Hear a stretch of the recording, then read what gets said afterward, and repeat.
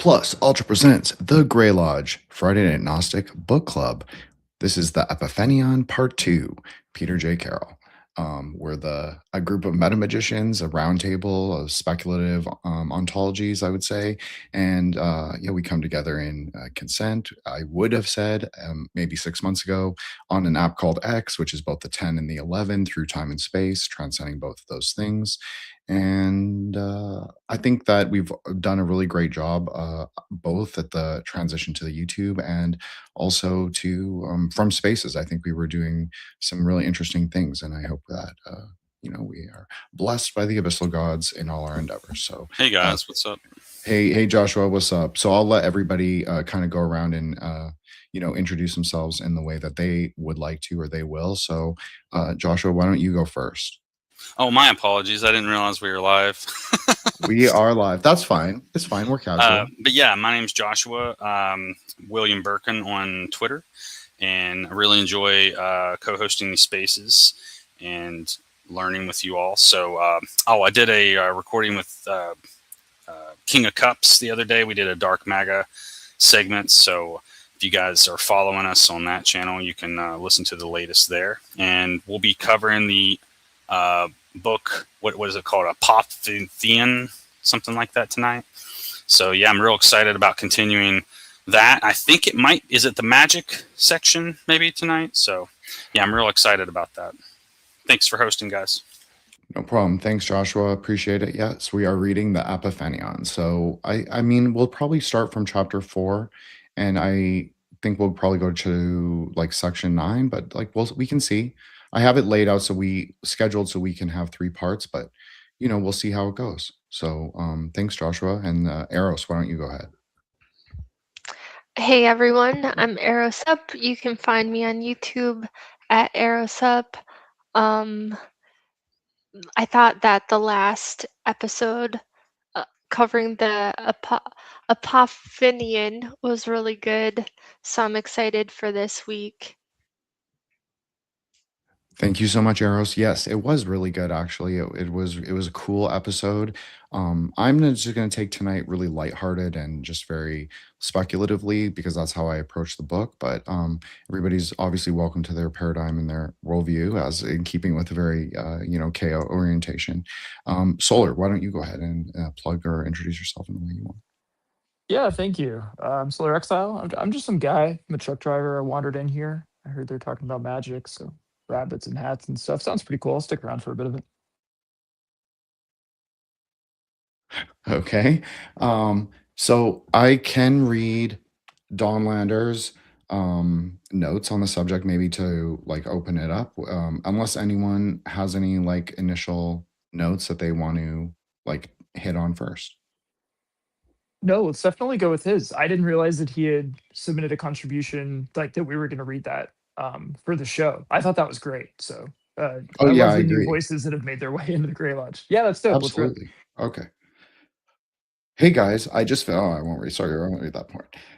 So this is from Dawnlander. So if people want to follow him, obviously just hit one of us up, and yeah, we'll give you his @ no problem.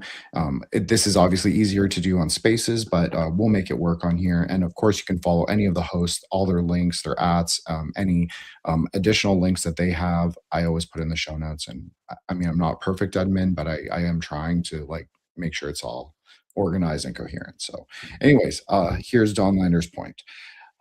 Okay, so I wanted to share 2 physics theories that I have some investment in that also connect physics and panpsychism. One theory is the pilot wave interpretation of quantum mechanics, which basically posits a completely deterministic universe, where particles have definitive positions, but there is also a guiding wave, which stores an infinite amount of information and co-evolves with the particles. This is totally consistent with the double slit experiment and doesn't require any weirdness like superposition. Also, it is time reversible. So the idea of a preferred flow of time is a property not of the dynamical evolution rule of the universe, but the low entropy initial configuration which creates time symmetry.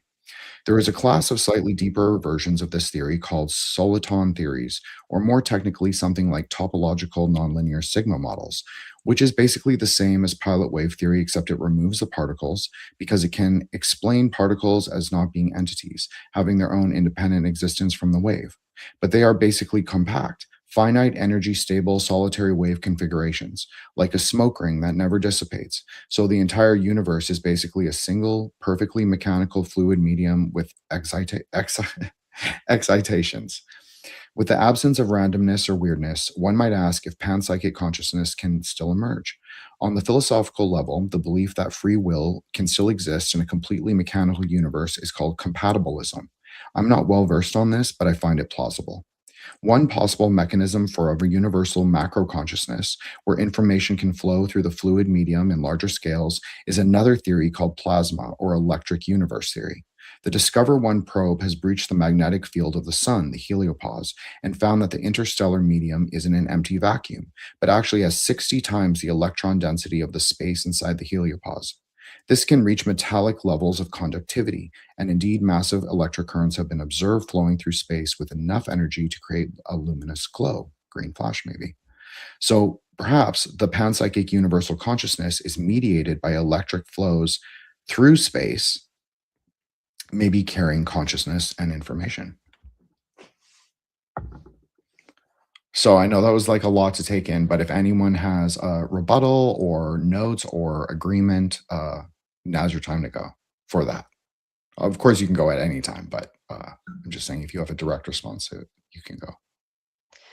I think the hard thing about panpsychism is that there's all sorts of different kinds of panpsychism.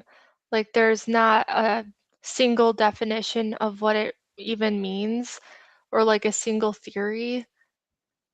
So it's hard to, I don't know, you'd have to get more in depth about the kind of panpsychism being discussed. But um the first, for example, of those theories, I'm not sure whether that would really relate to panpsychism. This is also like something I thought about since last week. Eros is like, what are we referring to with these kinds of words? Because it's very chaotic to sort of reappropriate words, even if you've used them before in the past, to imbue them with new meaning. So his definition from like Liber Null to Liber K to cyber magic, his definition of panpsychic universe is shifting. That's just my opinion, but that's my sort of appraisal. And so when he's reaching this stage of his work, which is obviously the late stage, I think that he's positing a much more variable. He does talk a lot about the like multiverse theory, and sometimes he sounds um in favor of, and sometimes he's more against. And like he has, it's kind of like it's an he's kind of treating it as oppositional ideas. That's how I feel when I was reading it. So um but From everybody's, sorry, Garros, go ahead. Yeah, I guess my understanding of panpsychism is kind of like consciousness kind of is created from this buildup of um, intelligence of sorts. And so like the plasma thing, like I feel like it's the plasma theories and stuff that have really led to the panpsychism idea. And like another big part of what I understand about panpsychism is this idea that like it is related to electrons, and like that electrons almost have a sort of hive mind or something, and that's how like remote viewing works, and that's how um like you know there's like some college that was doing some panpsychism experiments, and like they would blindfold people and have them guess like what was on a piece of paper in a different room or like across the room, and they related that to panpsychism, like that idea that all the electrons are connected or whatever, and that information is like in a sense all connected. So you don't like, is that what I'm understanding, Eros, is that you don't like the plasma theory? You sort of like have problems with it? Well, it's just kind of complicated when you're talking about like even consciousness, right? It's like, Mhm. okay, what is the definition of consciousness? So I prefer to just like talk about the theories like directly because um my idea of consciousness, I don't think like I can just tell that people have very different ideas of what consciousness even is. To me, this is weird. I think everything is consciousness. Um, I think you're right, just for the record. and so I don't necessarily think that it builds up like that. But then I again, it's like they're conscious. They could be talking about a different definition of consciousness. I think he does play with that in chapter 4 in his neo-pantheism and DIY religion section. I think he plays with different ideas even within the same paragraph sometimes. It'll be a little contradictory. I think he does that intentionally. I think that he does not resolve the tensions that he creates a lot of the time. So it is sort of hard to pinpoint exactly what he's talking about in a unified, sort of coherent theory. But I do kind of like the plasma theory just as a speculative idea. Because in Tantra, the idea is that you could capture space through sound. And like there's a great metaphor with like dolphins and echolocation and sort of like capturing the sort of plasmoidal nature of water, like in sound and in like luminosity. So uh, I don't know. It's just one interesting idea I thought of. Does So anyone?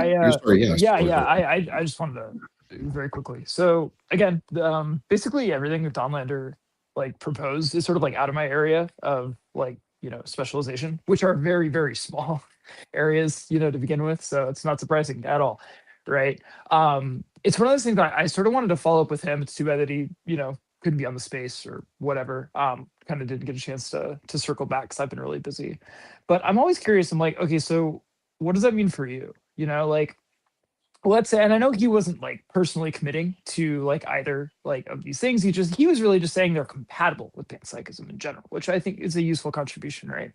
But let's say hypothetical Donlander, right? It's actually he's like endorsing this. I believe this. Like, okay, I'm particularly interested in the pilot wave theory, just as an example.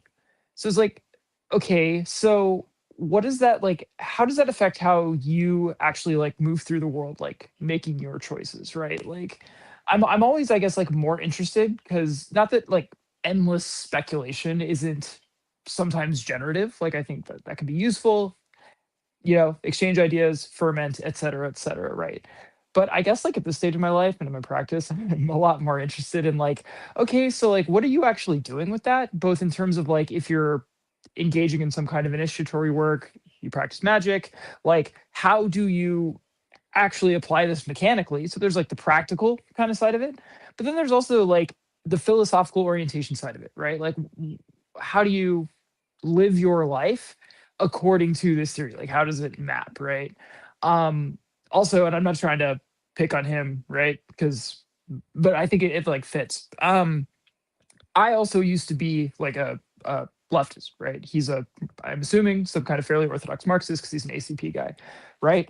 So, like for example, it's like if you understand yourself, right, as a sort of like human member of a particular, like economic class, and that class has this, or there's kind of this like world historical destiny, right, of the working class to sort of like overcome, blah blah blah, right?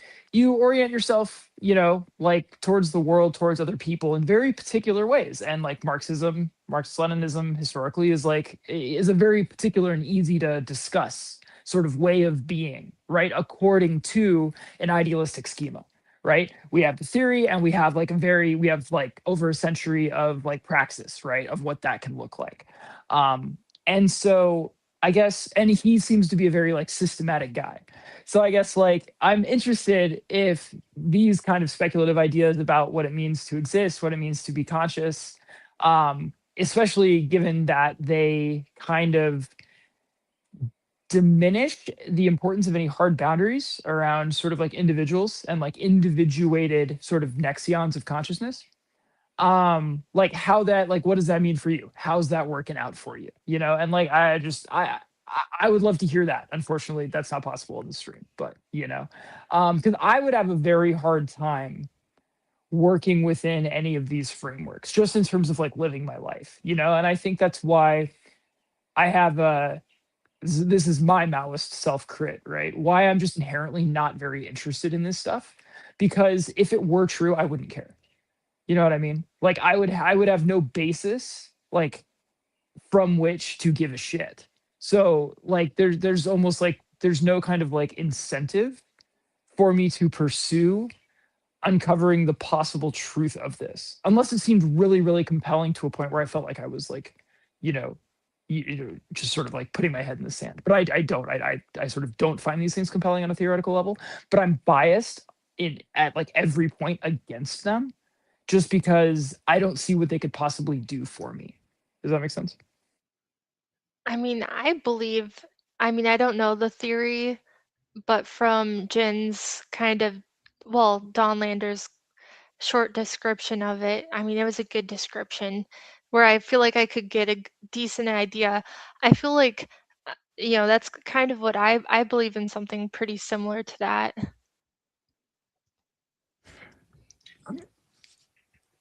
Yeah, I have to. I mean, it's like I just take it speculatively, and I totally understand that that is not where you want to sort of position yourself. I totally get that, but I do think like there is something just generally interesting about the whole book and like what is compatible with it.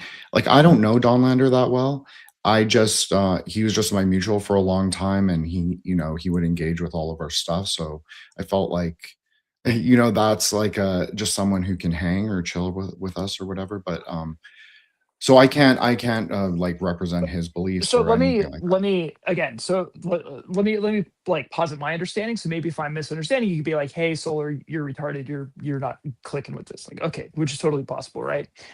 So the idea is that you can represent like the position of every quote unquote sort of particle in the universe at any given time by hypothetically constructing a mass, like it would be a supremely, almost laughably complex like function, right? Or like a sort of like you could mathematically describe, right, positionality in terms of a wave function, right? And that wave would determine as it unfolds through time, right, the position of every quote unquote particle, right?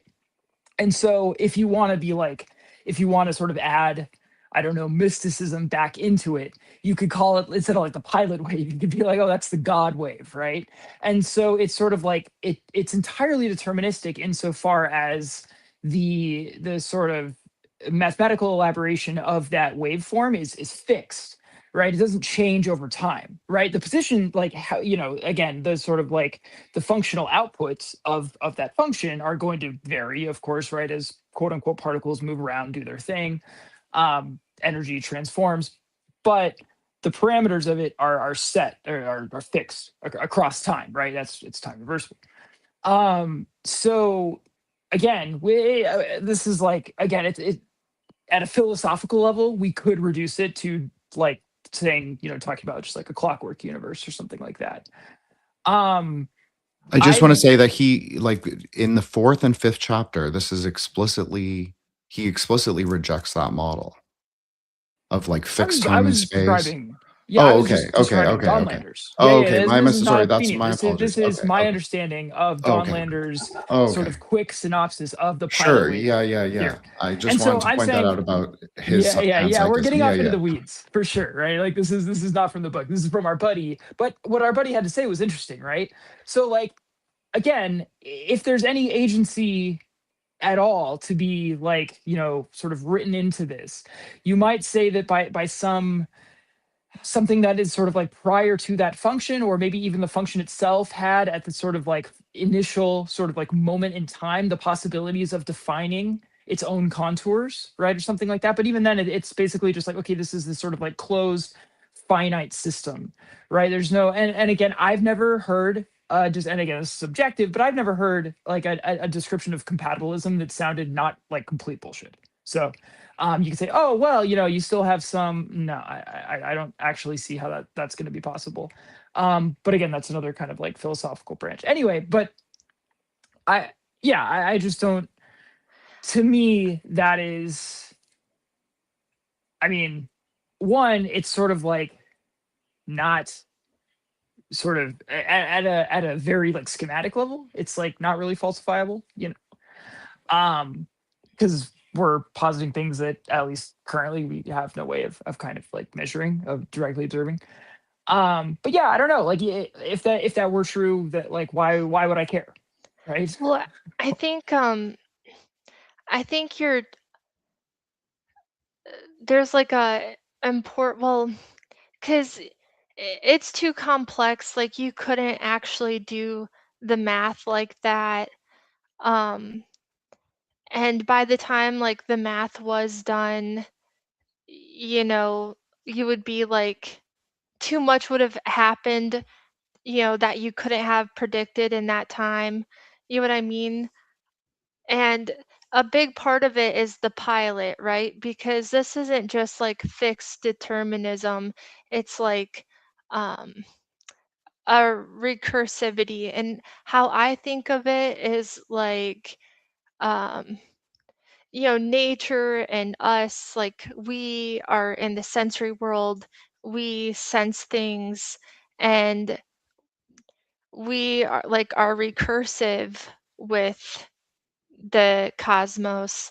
And so that like our input, um you know, things are expanding, we're sensing it, we're progressing, and so we just adapt. And then, you know, the universe slowly adapts with us. And so in a way, like we're a big part of that piloting, I think. um and so it's not deterministic in like my point of view. And that recursiveness is kind of like where you would interact with it, like um you know, just your own inner self, and then how that projects out into the universe. It's like how you would affect it. Yeah, so I actually am even maybe a little more pessimistic, right? So I think that like for most structures of what we call consciousness, um, those things are not actually under the kind of like willed control of the conscious subject. So I think that like the overwhelming majority of our sort of internal models of reality are essentially given to us by a combination of like cultural factors, biological factors, and just like the kind of hard architecture of the brain, right? I do think there's an aspect in which, like, as a species, we are sort of tending towards a higher degree of like conscious autonomy in our ability to sort of more discretionarily assign meaning to the kind of functioning of those like sort of interlocking structures, right? However, that said, like to me the most like critical part of whether you want to call it the soul or spirit or whatever is some kind of like non-natural consciousness, right? To use the Setian term, right? But you can use whatever framework, that there's something that exists kind of like outside of that interlaced like system of systems, right? And that is kind of like the core of this of the self, if you will, or like the ego or something like that, right? And it's that part that I'm like mostly interested in. And as I understand my like practice and how I do magic, it's sort of like isolating and empowering that part of me, that is like everything, you know. And like ultimately, like whether that means that I'm going to try to subject like the entirety of these kind of semi-conscious and deeper, like deep, subconscious like structures to like the willed control of ego, whether I, whatever, right. But like that's kind of like the direction that I'm going and how I'm like thinking about these things, I guess. Which is all to say though, that like for me, like the interesting part is the part that isn't fully embedded in that kind of like deterministic like network of interlocking systems. Um, and that's like a huge supposition, right? That runs counter. I mean, that's essentially like an article of faith, right? It's one that I think I have like sort of good internal reasons for believing at this point, like based on just like things that I've sort of forced myself to experience. But like, that's like a hard clash with like some of these other ideas and ways of thinking about the self and the world. I mean, I feel like I'm just gonna say it. Like, I feel like maybe I chose the wrong book in a way because I feel like it kind of creates like this, um, I don't know, like paradigmatic conflict where there doesn't necessarily be. It can just be, and I can't even say it's speculative because we kind like I'm not really sure like how to proceed with like discussing the book in context to a very like particularized worldview like that.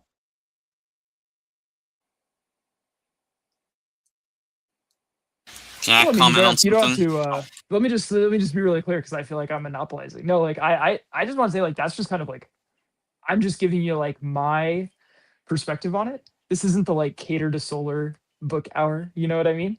I'm perfectly happy to discuss it like kind of like outside of like what I would do or not do with the book. You know what I mean? So like don't feel like that has to that like we have to index with like my idiosyncratic and ever changing ideas about things. I just wanted to be really clear that like I'm not trying to subject you to the tyranny of my retardation. No, I don't think you're retarded at all. I think that you bring up very valid points. I just feel like it's a like the whole point of like KOism or of being a KO, or I'm not saying you are, obviously you're not. That's fine. And like anyone listening, most people won't be. Even like the more mainstream, like Llewellyn or Inner Traditions chaos books, they're very different from this. Like we roundtable with Sanray, who has his own like chaos magic podcast. Like his perspective from mine is very, very different. He calls his the style chaos witchcraft. And so from me understanding, like especially like Peter Carroll, I'm not like a specific acolyte of Peter Carroll, and especially not in like an institutional way, but maybe just as like a practice of wisdom science or higher knowledge. I look at it as like a sort of trajectory, and I look at it as speculative, but I do think he has interesting ideas and interesting like implications, especially from my like tantric Buddhist lens. I think that there are some ways that he and I align, and I think that there are also ways that he and I differ, but I can accept that because he doesn't even commit necessarily to one particularized worldview. Does that make sense? Like I'm not trying to be like, oh, it's like I'm trying to like cater to you and just saying like it's like unless it was like a Setian book, it would be really difficult to like have it, align in specific ways. Sorry, Joshua, why don't you go ahead? Joshua, were you going to jump in? Yeah, and forgive me if this is not completely congruent with the points you guys are making. It's just that while you were talking solar, something that did pop into my head was something I learned recently. Computer programmers talk about code in ways like this sometimes, where they say, well, we have this very defined parameters for this code, and it will do this or that or the other. But then they refer to things sometimes like the ghost in the machine, where although we have code for this, that, and the other, sometimes certain things don't happen unless certain conditions are met.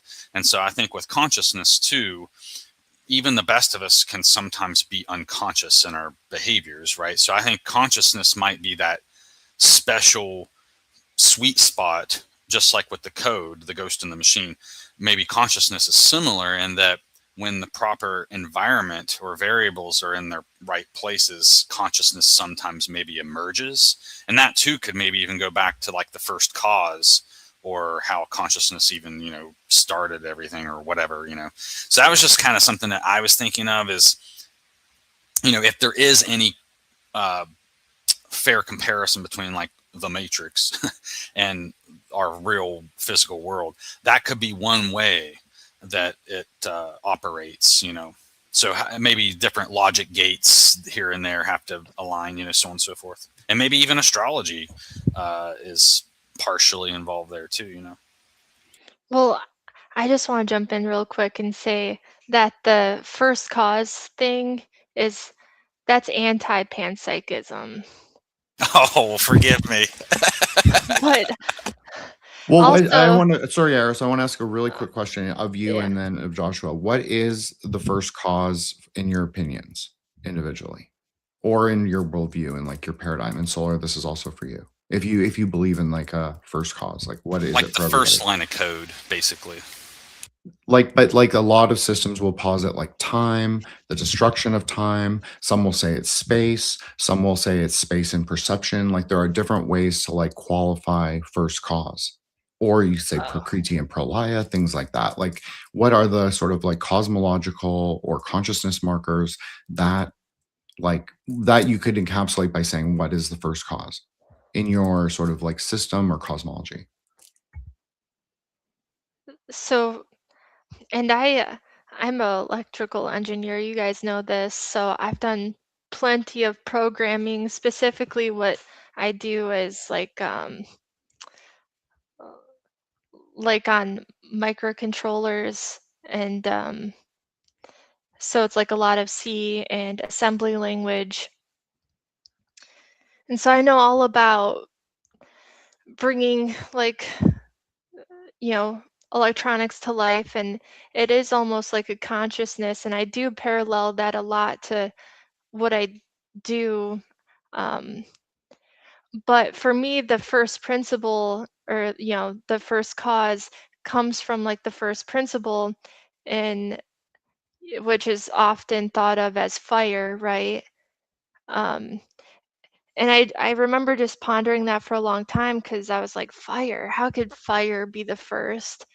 But then I realized, to me, that's just, related to Aries, and it's just motion, or, you know, and so I just think of like,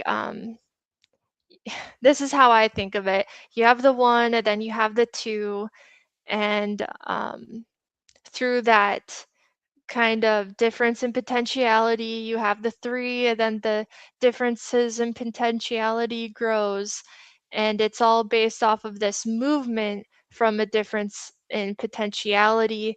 And so I do think that things just grow out from there, and then you get like more and more complexity, and it's like almost like it becomes this scheme of differentiation, and that's how I think of it. No, that's awesome. I think that's great. I think you laid out a very strong Kabbalistic argument. I don't necessarily agree with it, but I think it is like it's based in like a kind of Platonic idea of the world. So I think it's very valid. Joshua, do you want to go? Do you want to field it or Solar? Yeah, Either sure. or? Okay. I mean, of course, it can be a lot of different things, right? Because if it's all potentials, I mean, we could talk about it all day long, I suppose. But for me, what I like to think of it as is, somehow being connected, not necessarily to logos, but some form of coherence out of the decoherence, as you might say.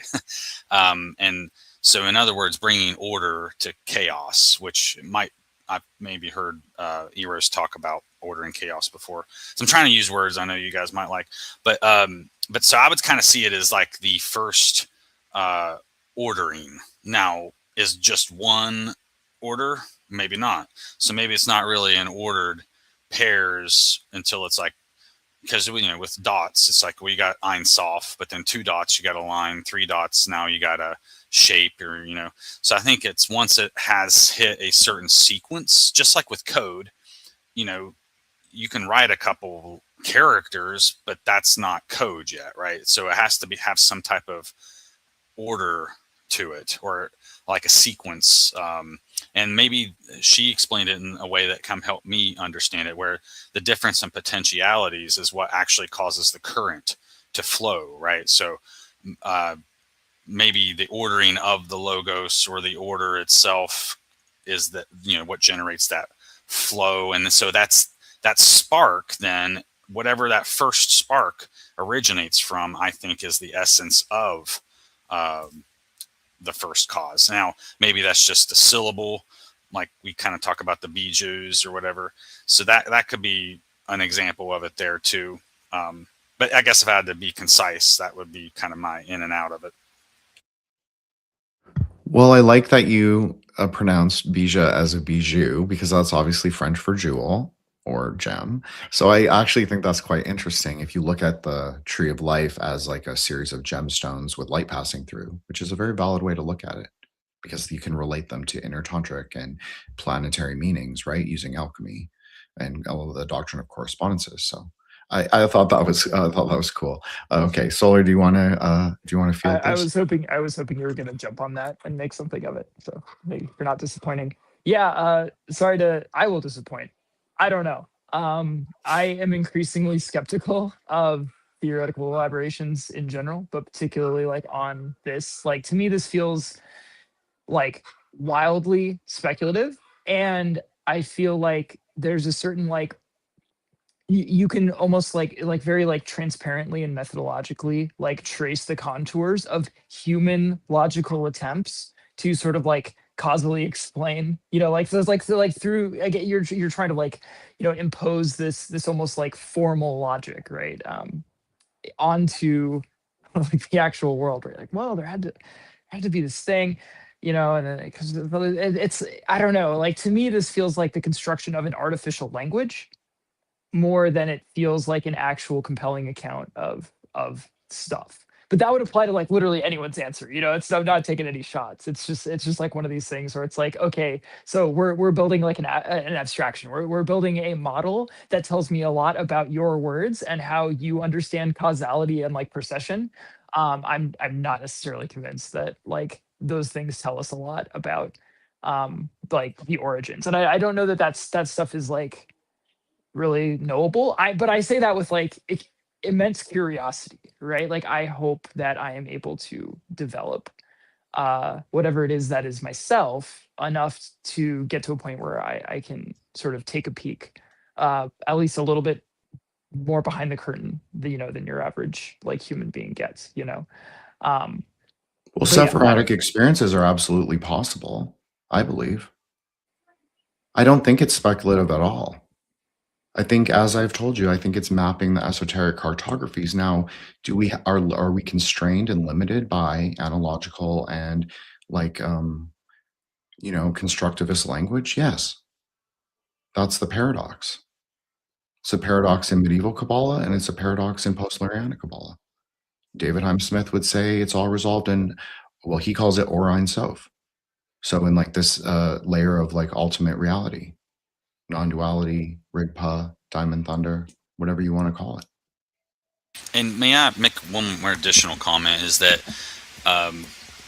when you get to like that, maybe with a psychedelic experience, for instance, like when you can't talk, I think the closer you get to that first cause, the more language breaks down. So our attempts to describe something, of course, are limited, because the closer you get to it, it tears it all to pieces and diminishes our logos, if you will. So I think when we try to use words like this, and it's our best attempt at describing something that's, what is it, ineffable? Is that the word? Yeah. Yeah. Sorry, let me just sorry, Solar, follow go up for real it. quick. Yeah, no. Yeah, just to clarify kind of what I meant a little bit. I think so. What I was getting at is that when you're these kind of explorations, I think ultimately are a sort of like archaeological process of digging and digging and digging to get at what are fairly universal, like foundational concepts of how we make sense of the world. So, for instance, like concepts of unity and wholeness versus concepts of multiplicity and differentiation, right? Notions of like generation, like what it means for one thing to like beget another thing? And like, does that constitute like a split of identity? Does it represent like a rupture of identity? Right? Like those types of things are like really, really like baked into the sort of like human conceptual cake. But different like people and different cultures over time have in some cases had like radically different ideas, like different kind of like fundamental intuitions about what those things mean. You know, for instance, like some cultures will see procession as a continuity of identity, even if the objects appear to, sorry, it's so abstract. So even if the objects appear to operate like independently and discretely, like post generation, right? Whereas other cultures would see like one divides into two as being like a fundamental point of like disjunction, right? Where like that those neither of those two are now identical to the one that preceded, right? And things like that. And I guess like so stepping back at a meta level, then we can kind of discuss like, okay, well, are we actually like talking about like fundamental principles of reality as such, or are we actually like digging into more like fundamental principles of like the mind or the human mind, the conceptual mind, things like that, right? And then yeah, like as Joshua said, like if we try to sort of like get beyond that and just like have these like experiences themselves, which I'm also like huge into, right? That actually is kind of my shtick, is trying to have more and different of those. But yeah, then it becomes like, okay, you have to then, or if you're trying to then bring those things back into conceptual language, you're not really, at least in my experience, able to do like an end runaround of those fundamental concepts. Like you may have had a direct experience of something that was not constrained by those kind of conceptual archetypical like scaffolds, but then even just to yourself, as you kind of recapitulate the experience and store it into memory, you propositionalize it, right, yourself, let alone when you then go to communicate that to another person, right? You're going to sort of like simplify and sort of like abstract, and you're going to subject it to yet another layer of these kinds of processes. And so at the end of the day, anything that can be even somewhat meaningfully communicated to someone else, like, again, are we talking about something out there, or are we at that point basically just kind of describing fundamentals of how our minds, brains, languages work? I don't know. Well, I would say it's both. I'd say it's non-dual. That's for me. I'm not saying that anyone has to agree or disagree with that or believe that system or my framework. Absolutely. I think it's both. I think that the consistency in praxis, like this is why I stick with Vajrayana as my primary system, is because I sit down and do a practice every day. So for me, I can refer back to those experiences, whether I have them every day, which I don't. But when I do have them, I don't just relay them to Vajrayana, because we would say that those experiences are ultimately like a self-combusting star, like empty. So we would partially let them go.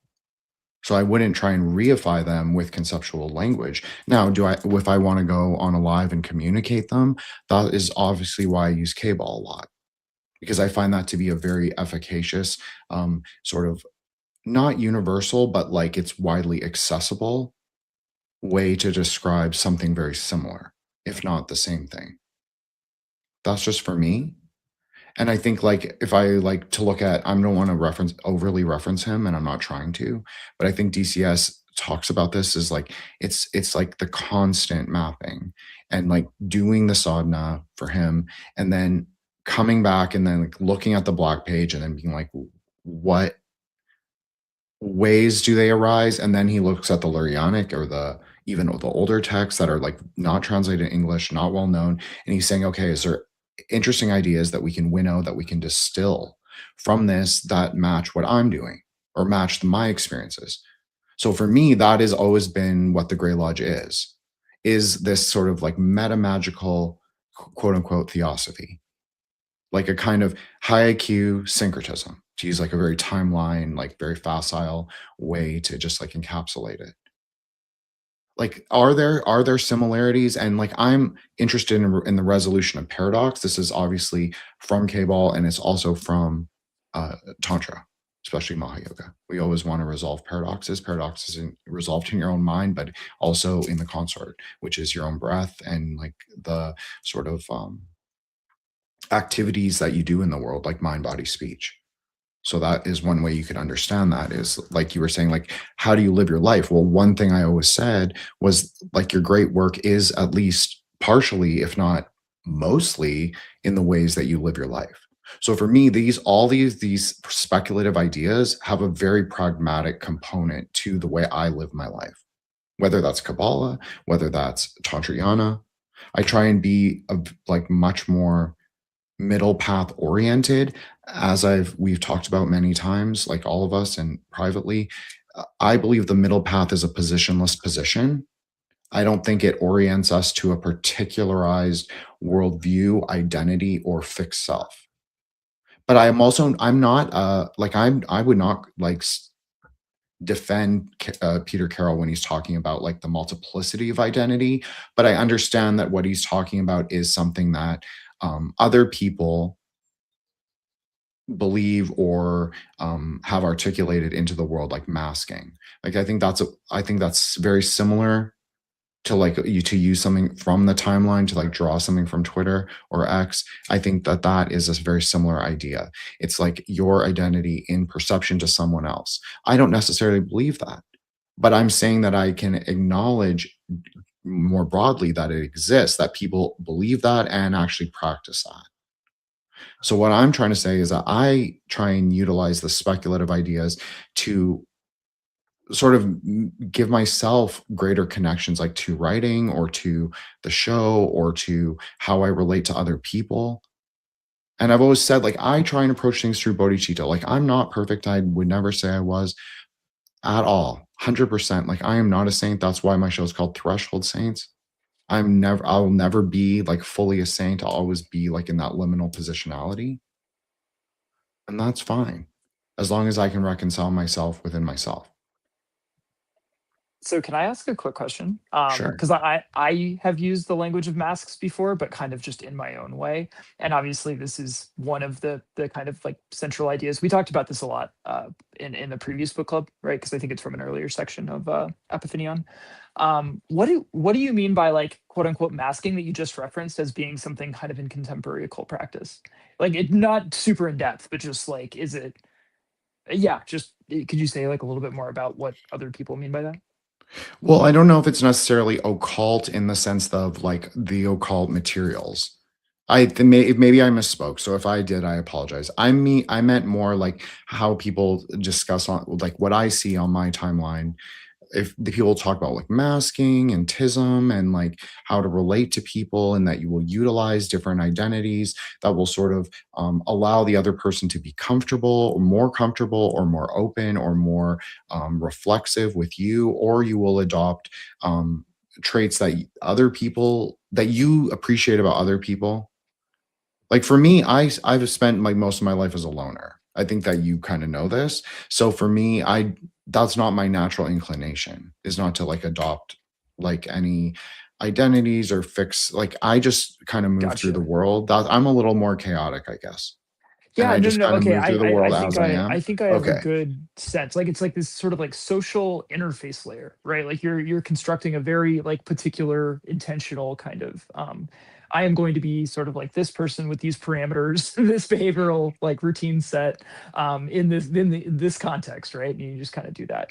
Which again, I think is like the baby version of something that Carol's talking about and something that we've talked a lot about, and how when I say like I wear the mask, kind of what I mean by that. I think the next jump in that. So if I'm understanding correctly, and I didn't want to put you on the spot for that, but the sort of like masking that you just described, what other people are doing as this kind of interface layer, is still kind of like taking like the exterior world, other people, other kind of context situations, kind of as a given, and then they're sort of like optimizing these kind of like discrete virtual identities, the quote unquote masks, right, to kind of like optimally like deal with particular like context, right, which is good. I think like the next level of that though would be to kind of, instead of taking those things as givens and kind of be like fixed, is to again first, like you could to use your language kind of speculatively, but to kind of like magically like begin to orient yourself towards like possible quote unquote like sort of future scenarios, to sort of like reconfigure yourself in a way that is oriented towards, to use a phrase that I hear a lot, a world you want to fuck, you know. And then and in doing so, you will begin to identify variables and possible kind of like next scenes of action, sort of like arrows of possible applied force, if you will. Ideally efficient levers, right? Well, yeah, path working is super important. Yeah, Like yeah. you're right. And like, just for the record, I know you're not saying this, but I just want to be clear for anyone listening. This is really just for people listening. I don't do the mass thing, but I agree with what Solar is saying, that it is the distillated sort of like, yeah, it's the norm. Well, whatever is normcore for Twitter, that is like what I described as the normcore version compared to. Yeah, I'm just trying to, what I'm trying to get at is a way to kind of get to a point where it's more operative, to where you're actually creating like intentional will directed change first and primarily within the self, right? But then also understanding how that process in and of itself is then going to begin to shape both through the magical link, but also really just in terms of like the way that perception brings about changes in reality broadly, generally, however you want to understand that process. So to kind of take it from like, this is a sort of like, you know, like I said, a layer, a set of scripts, a way to kind of like optimize for a given situation. It's like, okay, how can I modify myself and ultimately like modify future iterations of those situations at a very like basic level, right? But I think like the concept already kind of gets you most of the way there. You then just have to turn it into, you know, again, if you're thinking about that and also thinking about magic, you're gonna figure that out, you know. Well, I think this is an aeonic question, is like your will, those arrows of, well, I'm not going to say it in the same way that you said it, but I already think that the world is like that. I think that the world is a burning girl. I think that's a very tantric way to describe it. Like, there's no Buddhist on Twitter that would ever go against me for that reason, because they actually, what I'm saying is extremely tantric, and they know it. And so I think that the world can be that. And I think that we have to remake ourselves at every possible juncture, at every possible angle. I don't believe in staying like as like a fixed system, but I also agree that there are like physical limitations as well as like contextual ones. That I'm not saying that those are limiting parameters, but they're angles that you have to work around, that you have to factor in, do the chaos mass for them. So I think that I agree with everything that you're saying, that you want to take, if we're speaking on a strictly like magical, which is of course speculative, but if we're speaking on like if we're going to say this is like, we're going to strictly speak on magical terms, then yeah, absolutely, I agree. Like, I'm looking for myself in a process of adamantization. I'm looking for self-knowledge. I'm looking for non-dual gnosis. And I'm also looking for magical impact. All of those things. But I have a framework that I utilize to get there that may not be exactly 100% aligned with like contemporary Western esotericism as it is. But I recognize like myself going through whatever, if you want to call it alchemical stages, that's fine. Because that is what higher tantra is. It's like inner alchemy, but it's not just inner. It's consciousness, it's mind, body, and speech at the same time. But those have 9 layers of meaning in tantra. So it doesn't just mean like your outer perceptive thoughts. There's more layers than that. And just like with ritual action, there can be multiple layers of meaning in like the way text describe things. So that's why I would say, yes, I would like to, I don't want to reference Heidegger because it's not my shit. It's not my canon. It's not my corpus. I don't want to, resurrect the corpus that I'm unfamiliar with. You only want to do corpse sadhana with like someone that you know, I guess.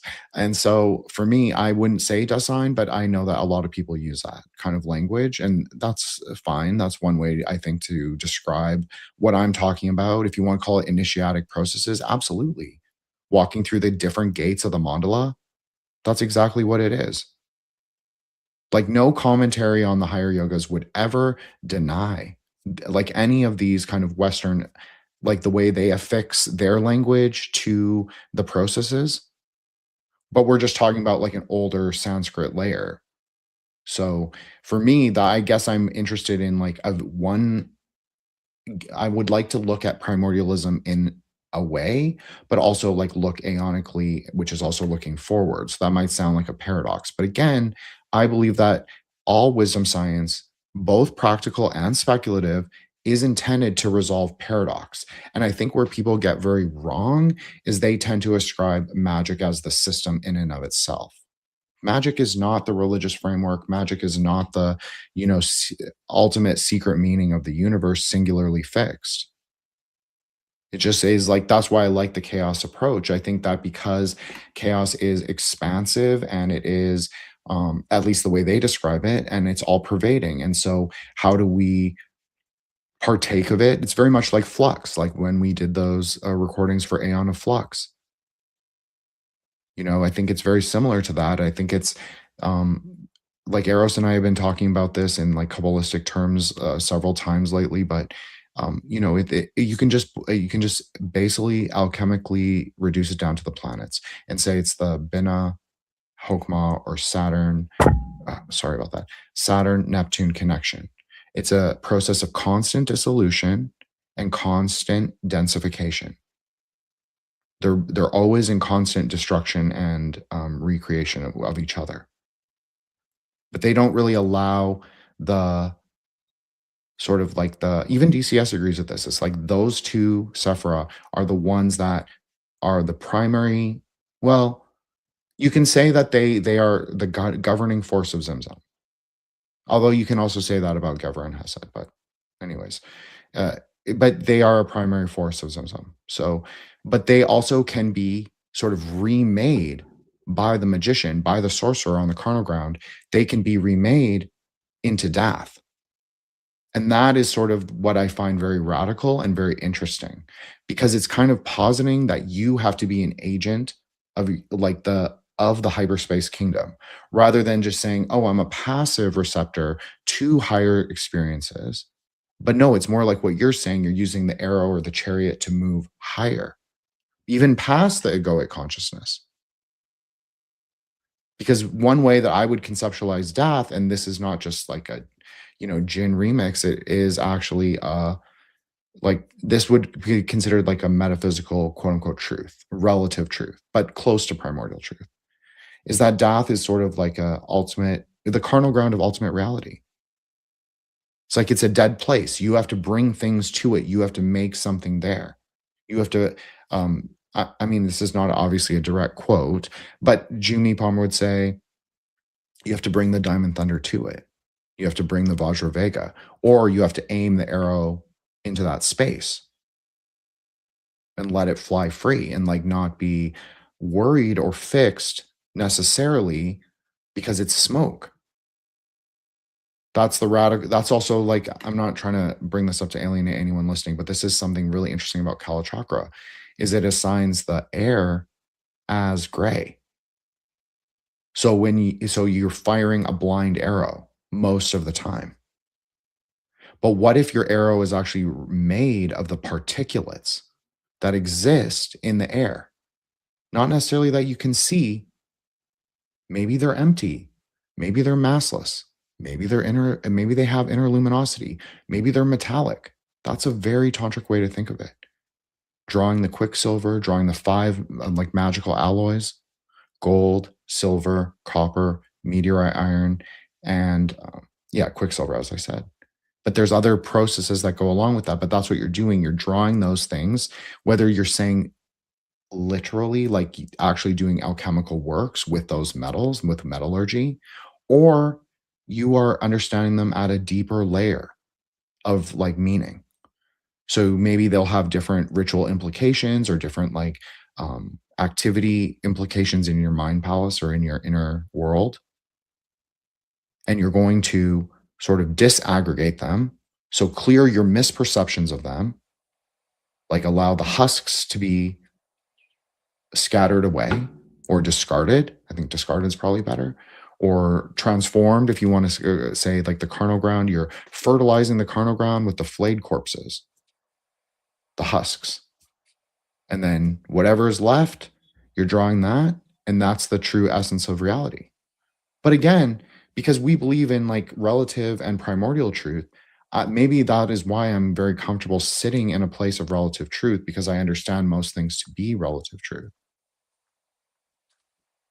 Just as like a tiny little side note, I want to say that the arrow sort of being constructed out of the sort of constituent, I mean, again, particles of air, or the sort of like bits of air. So the idea is that like the arrow sort of only exists as a sort of like schematic perceptual vehicle that is constructed to cross DAF, and to essentially you're constructing a sort of a vehicle that only exists in the sort of like relationality with which you are going to sort of transcend like dualistic conception. That's just like, that's really interesting. I've never heard things presented quite that way. I'm going to be thinking about that for a little bit. So, well, thanks, Solsky. I appreciate that. You know, but I have explained this to you, like Vajra Vega. Like this is like what honestly, what I'm saying is like, it's to me, this sounds like super normie tantra about like the reconstitution. If we're thinking axial age, Buddhism's obviously axial age. Like, yeah, there's like a social implication that we all should be cultivating, which I agree with, to be honest, even like a normie person. Now, I know that you like, I don't want to single anyone out. There's a lot of criticism, valid criticism about Christianity and many other institutional religions. Let's just limit it to one. And I agree with a lot of them, but I do think that there are enough metaphysics in some of those things, as well as everybody requires the outer temple. Like, not everybody, but people do require the outer temple. There will always be a mass of people that require sort of the literal or even metaphorical sort of systems that can capture them. That will, over time, maybe over many lifetimes, maybe over many aeons in samsara, will provide them with enough seeds that they can start to, develop higher consciousness in their multitude of rebirths. But I'm also interested in the idea of sort of like, I'm really interested in the idea of magic, and I think this is like what maybe we have in common is that I'm like I think that there is like gates and keys that are very real, that we can access not just in our consciousness, but that also exist as an other power. And so however you want to understand that. If you want to say it's Agartha, you want to say it's like the gates of Hyboria, the stargates of the Aryans, I don't know. The Babylonians, I don't know. I really don't know. I just think that there are actual things, there are markers that are also referential to processes of consciousness, but I don't limit it to that. But I do tend to use that language. So I want to say that like about the Quicksilver arrow, or about it's not really, it's a 5 alloy arrow. That's really what it is. And so this is like a very secret tantric thing. You'll never hear anyone talk about this because nobody really knows this practice. But it's one of the things is called the arrow of long life. They only do this for people who are really high ranking because it's very difficult. But you will actually have the arrows made of the 5 mystical alloys, but they're not just those alloys. It's other things. It's lapis lazuli, it's turquoise, it's quartz, it is herbs. Buddhist alchemy uses a lot of herbs.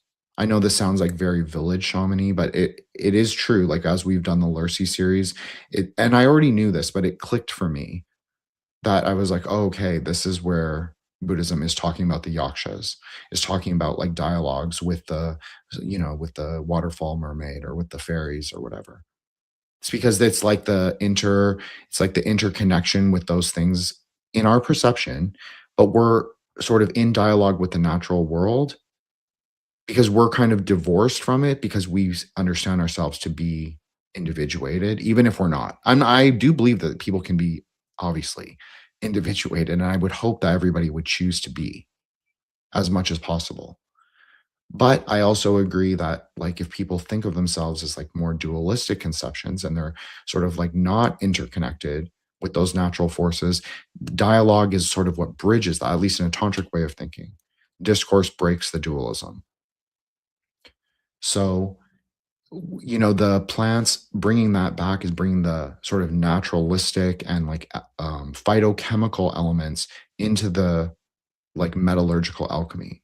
And it's both of those things together that is actually the secret layer when you mix it with mantra magic. Obviously, I'm positing the word, and I have a chapter open that says the anti-logos. And it is very Peter Carroll, like it just is. But I don't even take like I personally don't take like offense or anything to what he's saying, simply because he doesn't even totally have a he's not a standpoint guy. He's not speaking from one specific angle. He's kind of like positing little injunctions here and contradictions here, and you kind of just have to accept it as like his quirk chungusness. That's for me, at least. Sorry, I know that was a little meandering. I was trying to answer the alchemy question and like get to somewhere interesting. And like obviously the gemstones is I find that to be a very interesting sort of way to relate to the tree lately. But I always have, because it's a very tantric way to understand the tree. Is to like reposition, like we use obviously if you're really, really tantric, and I'm not even this tantric, but if you're really smart, you could use the Sri Yantra, the interlaced triangles that create 64 triangles. Now I know 64 is a 10, so it's not going to exactly fit systems that preference the 9, but yeah, it's very workable with the gemstones and like positionalities of planets, zodiacs, stars, all of that. Like it's all laid out, it's all like systematized for us. So like to use the gemstones to like sort of generate some kind of luminous. Okay, so Peter Carroll talks about libnets. Like that's not my material either, but I know what he's talking about, like sort of making these like sort of metaphysical computers. I mean, I don't really know a better way to describe it, but like mechanism, I guess they're like metaphysical mechanics, and like using precious metals, inscribing words on them, having them like resonate to certain tones, sounds, cymatics, as well as the application of gemstones, as well as the application of course, our own perceptions, because we are the ones who are building it. Well, if you're building it, and it's also our like sort of interaction with those forces as they arise from the machine.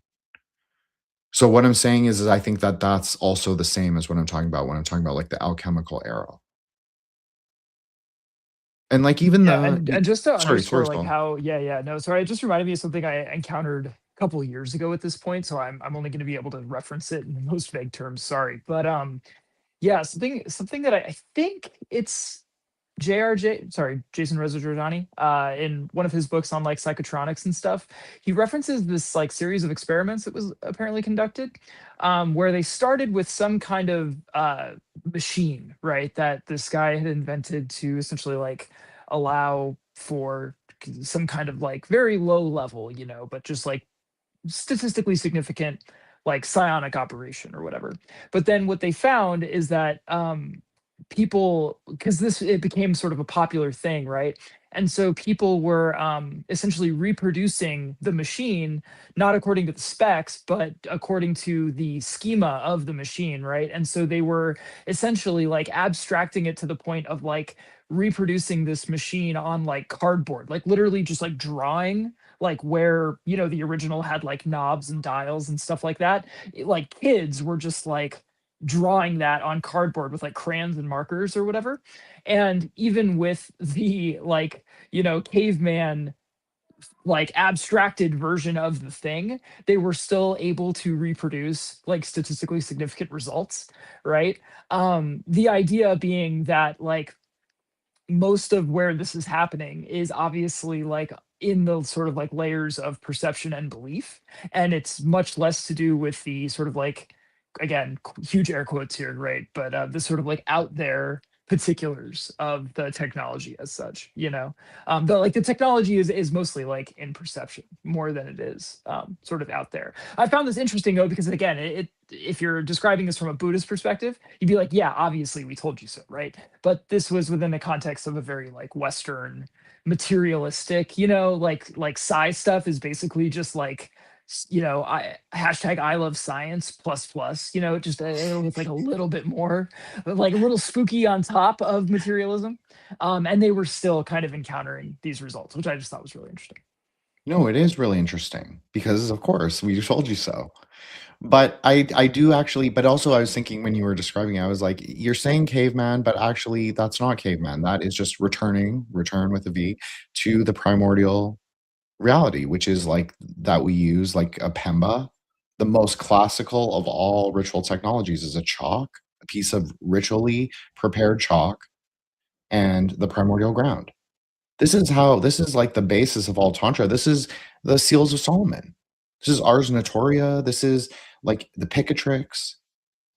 It's like whether you write the seals with a stick in the dirt, which is sometimes what they say to do, or you write it like under your bed or under your house or in like on the capstone of your house, or like whether you build it into a microchip or a city like Kathmandu. Kathmandu is very physically a mandala. Like it really is a mandala. Like they built it with that specification in mind. So it functions kind of like that machine. Whether you want to say it has gross metaphysical implications or none, that's fine. I personally think there are some, but you know, I'm very comfortable, like as I said, in this kind of liminal speculative space. So it can, I don't have to be fixed in it, but I would say that's both. But for me, if people forget that the city is a mandala, then they're obviously not going to undertaking hermeneutic, like initiatic processes by venturing through the very physical gates. And they have 64 gates original. That was the original sort of plan for Kathmandu, to surround the stupa, which also functions as a lightning receptor. So obviously we talked about this last week, is like lightning can be upwards, like rising, or it can be downwards descending, right? Like very code of the lightning flash, path of the dragon, path of lightning. What kind of language do you want to use to describe it? Or do you want to use very materialistic or materialist? I shouldn't say materialistic, materialist sort of framing, which is also like the actual physical mandala. That's why I love to, you know, when we've been on Recording Solar, I always bring up the Kathmandu example. I always feel bad for you because I'm like, oh, he has to listen to another repetition of the same or remix of the same Jin story. But I think it's a really interesting story personally, because so many people have gone to Nepal and had metaphysical or consciousness or whatever that is. They have had higher experiences just through the act of knowing that it's a quote unquote sacred space. Maybe just the idea that something is a sacred space, maybe that allows you to also have higher experiences. But maybe the fact that it is written down, that is sigilized on the earth, like very physically, like earthworks. Like we were talking about this, like mounds.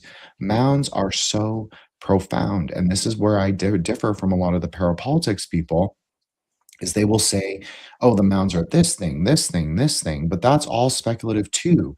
There is a very small body of actual archaeological sort of understanding of what they are and what they could be. And I'm more focused on, personally, I'm more focused on what they could be, which may surprise people because I tend to be like call myself like a mythologist and really love comparative mythology and comparative magic. But I'm actually interested in like the pragmatic elements. Like, what am I bringing to my practice that we're talking about? Like when I talk about the ocean of stable lightnings, I actually envision that in my mind. Now, I'm not going to be able to envision that in the ways that I've described it because I'm telling everyone now. But that is one thing. And like where I talk about like Curricula or the arrow, I'm not talking about like the goddess of love magnetization. I'm talking about the goddess of magic, because that is really what her inner meaning is. So I it's think I nothing. think a lot Sorry. of no. I'm gonna talk about myself, but because in this particular dimension, I think I'm actually extremely typical, right, of like a Western esotericist, right? So I feel like I'm sort of half in and half out, and I look at Peter Carroll, who is this like all on one side of this distinction that I'm about to make, and I'm like simultaneously jealous, but also like I'm like skeptical. Okay, so I'm with you, right? Like I'm going to use your mound example as a jumping off point here. I get extremely bored and frustrated when people try to give me their like fully articulated like grand theory of what exactly all of this is and what it all means. Because I'm like, you have absolutely no idea what you're talking about. Like, shut the fuck up, right? Just shut up. But I, at the same time, am not free enough to do the full Peter Carroll of just like any space can be a sacred space if you want it to be. And if you have the sort of will to induce provisional belief, or however you want to call it, like belief is a tool, blah, blah, blah. So to just walk around and just be like fully self designating all the time, like that's a degree of, if you want to call it like ontic autonomy or something like that, whatever label you want to use. That's like a bridge too far. I'm like, nah, like I still need that like initial impulse of like someone else, something out there indicating to me, hey, this is a sacred space. This is something cool. This is something that has power or potentiality. But then I don't want them to go so far to fully describe that thing to me. Because then I'm very skeptical. I'm like, I'm not sure you got this right. I'm not sure that's, we can actually back this up, but I need the initial nudge, right? And that's a very weird position to be in. And just to tie it to something that you and I have talked about, but I don't think I've mentioned. So back in the day when I learned I'm a terrible welder, but when I learned to do like artistic welding a little bit, the first thing I made was a sigil to a particular deity that exists in the Warhammer 40K universe, because I'm a huge 40K guy. I've been that for many years. And at the time I was very like, secular person. Ideologically so, right? Because I was also a leftist. And so, but I would like tongue in cheek be like, oh, I'm a devotee of this god, right? But I wasn't serious about it. And now it's like, do I have it in me? Like, could I do legitimate magical work as a quote unquote devotee of this god? Right. And you can tell I'm not revealing publicly which god it is. I'm guarding it in the same way that like actual tantric practitioners will like guard the particulars of their sadhana. Right. So I'm already approaching it with like a degree of like sincerity and like first order like seriousness that I wouldn't have approached it before. Right. But still, even though I sort of rationally do believe that I could practice magic with that, there's a part of me that I'm like, oh, this feels wrong, right? Like it feels off. Like I want the comfort and the security of someone else out there pointing at something and be like, no, no, no, this actually is like sacred, special, etc. It's not just some shit you made up, right? But I'm weird. I'm straddling. It's a weird place to be, I guess, if that makes any sense. Look, I'm not going to dox your deity. I would never do that. But I will say that when we've discussed it a long time ago, I always found, and I told you this, that there are many parallels to a certain figure in Tantra who also has those that has his characteristic or signature sort of something that's very particularized. So I'll just say that. So I do think it's real. I'm not talking about archetypes. I think for me, whether you want to say it's like, oh, it's schizoteric, it's like he's like Apophenion, like he's like so deep in it, like he can't like separate himself. No, I think that to cite Dr. Stephen Flowers, I think the neo mythologies can be very real. I think they can actually draw upon older ideas like Lovecraft, like how Lovecraft is obviously a sort of translation of the Klippa. I personally believe that. A lot of other people believe that too. And like you were saying about the sacred spaces, well, I was thinking of like our episode with Toby Chappell, and how he would say, like he even used the example of the mall. So that's interesting because of the film that just got released, Backrooms, which I'll never watch, obviously, because like, why? But I do think it's interesting that he used the sort of example of the mall as a way to sort of encapsulate the angular magic that he was saying. Like, it's like not a sacred space, but he can make it one. Well, it's like Yeah, a it's liminal like space. Yeah, and it's like if you understand the operative principles, which in his case, a lot of what he's talking about is like literal, like the perception of certain geometries, right? And all of those guys, they love going back to like Mortensen, right, with the commando look and all that shit that LeVay was really into. But I think for good reason, right? Like it's a pretty compelling presentation of those ideas, right? They've since been elaborated a lot. It is. Yeah, yeah.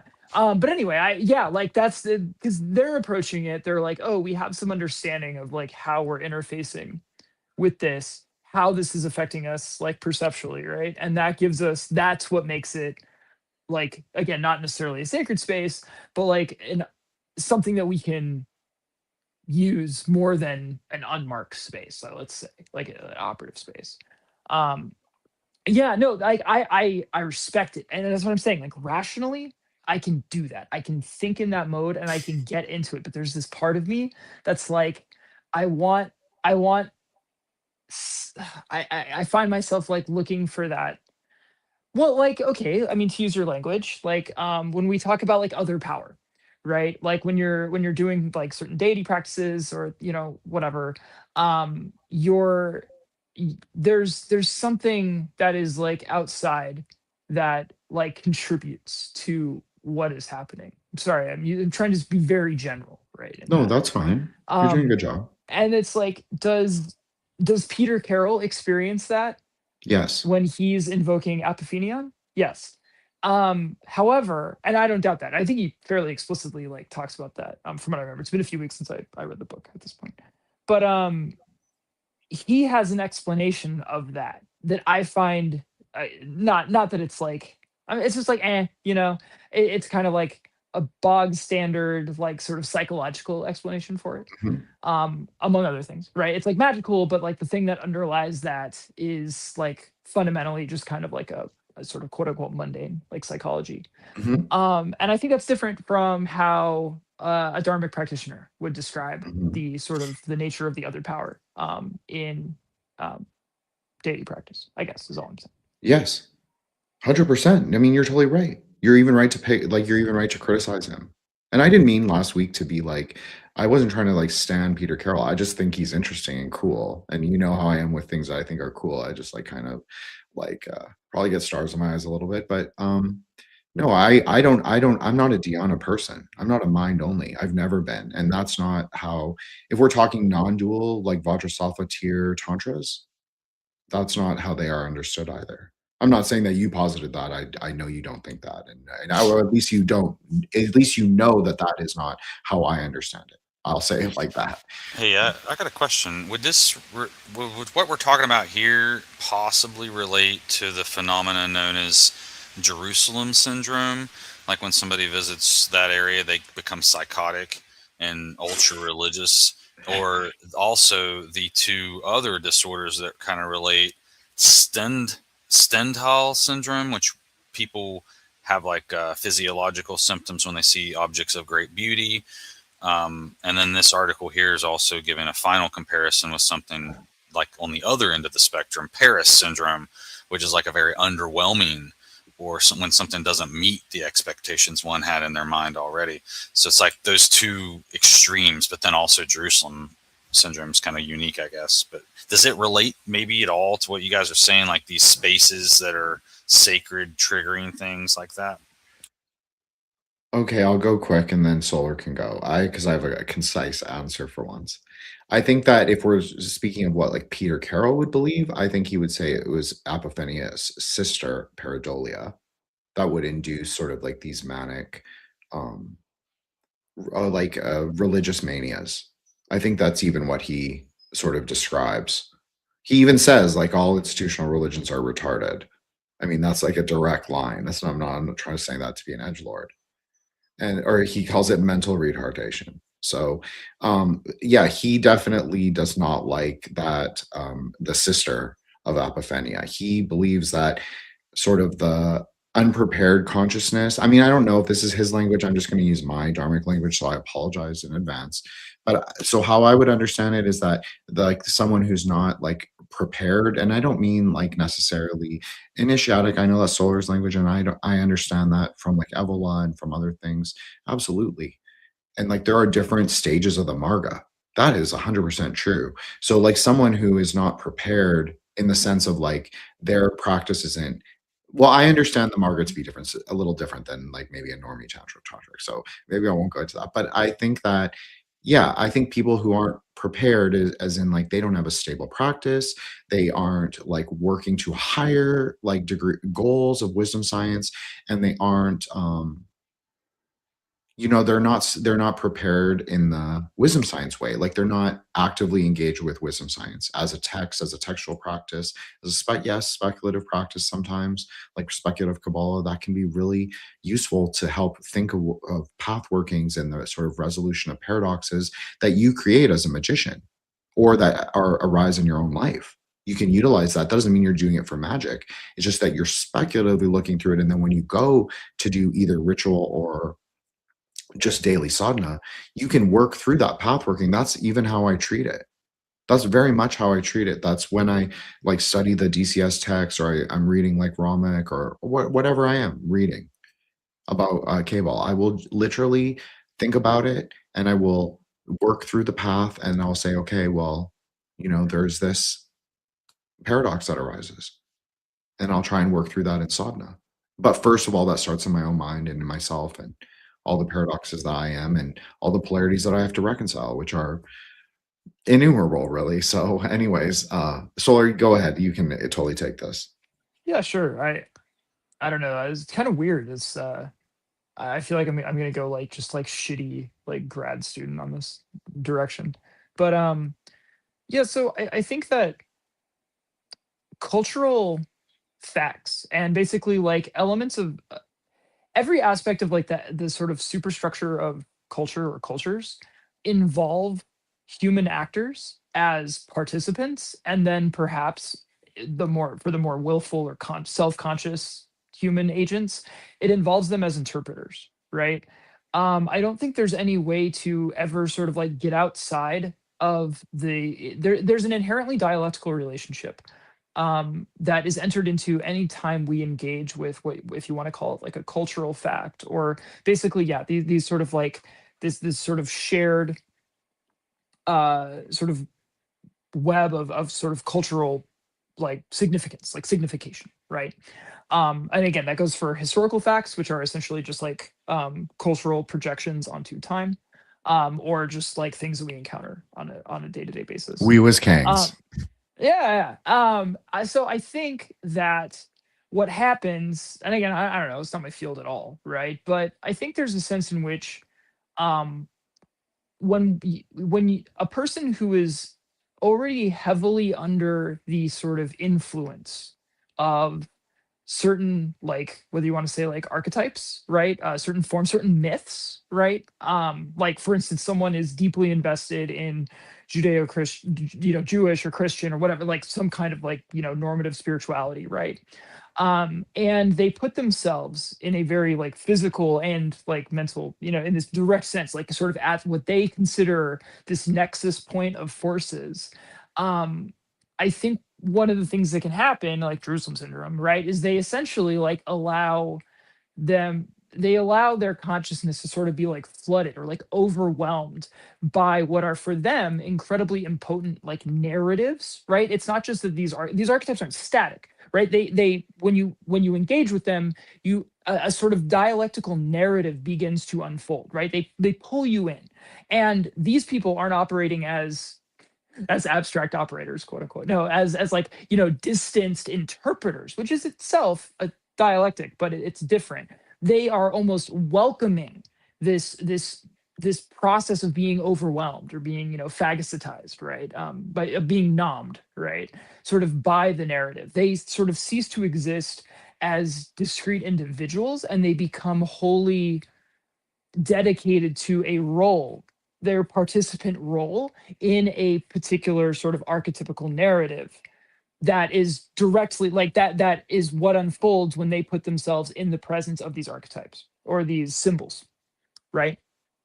There's a reason like that, you know, someone needs that background, needs that conditioning, as well as they need a sort of set of personality traits and stuff like that, I think, to have an experience like that. I don't think if you kidnapped a bunch of people from, what's that island, North Sentinel Island, where it's the quote unquote uncontacted people, even though they, like, I guess have been contacted, actually it's a fake, it's a fake meme. But if you bring a bunch of those people and just airdrop them into Jerusalem, they're gonna like run around and like get, you know, a cold and die maybe, but they're not gonna experience Jerusalem syndrome, right? These things have absolutely no meaning to them. They're not potent, right? Like they are not living, if you want to use like Aeonic language, they don't exist in the particular like Aeonic framework as almost everyone else, right? They're doing they're outside of time. Yeah, they are literally outside of Aeonic time, right? They're one of the few groups of people nowadays for whom that can be said. Like they I'm sure have their own Aeonic time, but it is completely discrete from ours.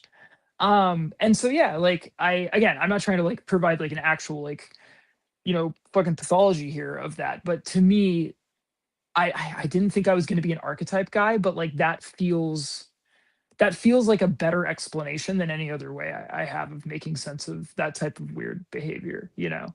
And I really do think like a lot of mystical traditions and like normie, the sort of like hardcore end of like a lot of like normie religious and spiritual traditions essentially encourage that like, I'm just imagining a guy like throwing his arms out and closing his eyes and like, Lord, take me, right? This being, you know what I mean? Like that like being like swept away and almost like annihilated, like the annihilation of person, of self in the face of the divine. That's kind of like the, whether it's fully articulated or not, that disposition sort of lurks at the heart of like it's like part of the telos of a lot of like mainstream religious practices, right? So to me, it's not surprising that the phenomenon we're discussing actually happens like a weirdly like high amount, I guess. I don't know. That was great. That was actually really good. I mean, not actually, but it was really good.